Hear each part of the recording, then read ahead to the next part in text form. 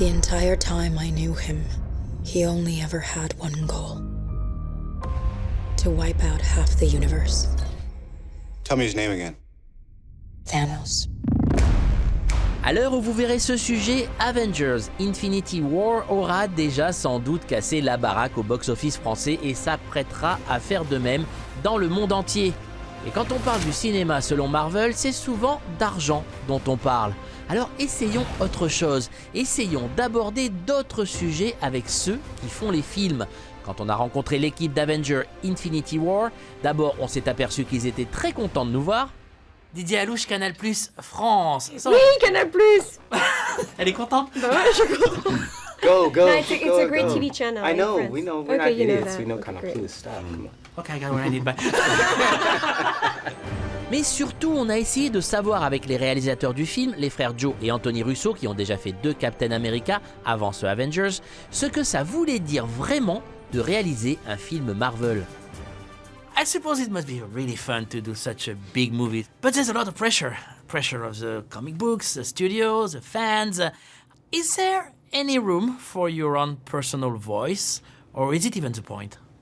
I mean, there's only room for our own personal voice. We don't have a movie without that. So, yeah, I mean, my brother and I are lifelong fans of these characters. We have a great passion for the material. And so the way we tell stories is we just look to sort of satisfy and surprise and excite ourselves. That's the only way we can move through these movies. So all we can do is service our own sensibilities. And we just imbue these movies with a very personal experience on our part, and we hope that it translates. Yeah, I mean, I think that's why Marvel movies have been successful, is because they've been so good about allowing a very individual expression in these Taika films. Waititi movie is very different than a Russo brothers movie is very different than what Ryan Coogler did with Black Panther. So I think these movies are all very distinctive and lean into the personalities of the directors. How many superheroes is there in this one? Quite a bit. I mean, I can't don't know that even we've give done you an the official exact count. number, yeah. I think that the poster has 23 heroes on it. I don't know if that's everybody or not. We're not going to be lost? Yeah. No, I don't think so. I think we worked very hard on keeping the plot very simple in the movie because we knew it would be all about character interaction. So the simple plot of the film is Thanos is collecting the stones.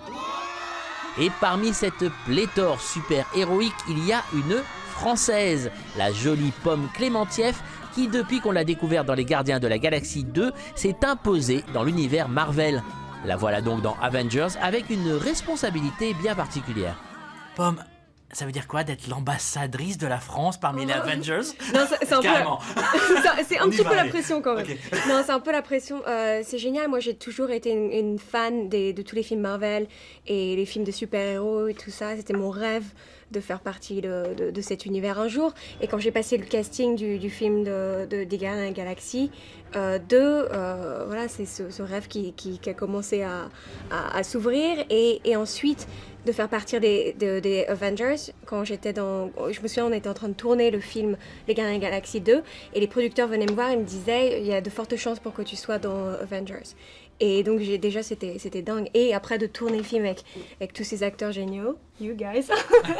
That's very nice what you're saying. Non, c'était génial. Pour moi là, c'est une aventure incroyable. Ça veut aussi dire que tu as du boulot pour les 2, 3, 4, 10 prochaines années là. On va tourner Les Gardiens de la Galaxie 3 bientôt, ouais. Donc ça, bien sûr. Et puis après, bien sûr, tout peut arriver. On sait pas.